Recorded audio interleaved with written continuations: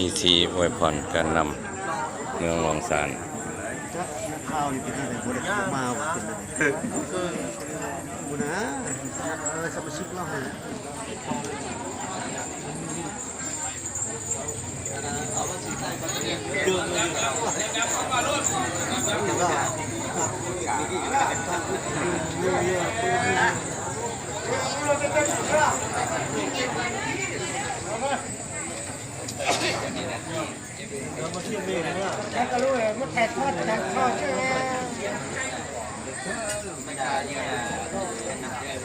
นะครับ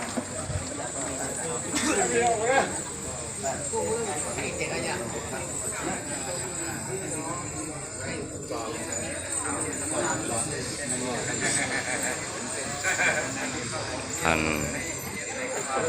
อาณาบุญกองชงไปยิงเจ้าเมืองรองสาร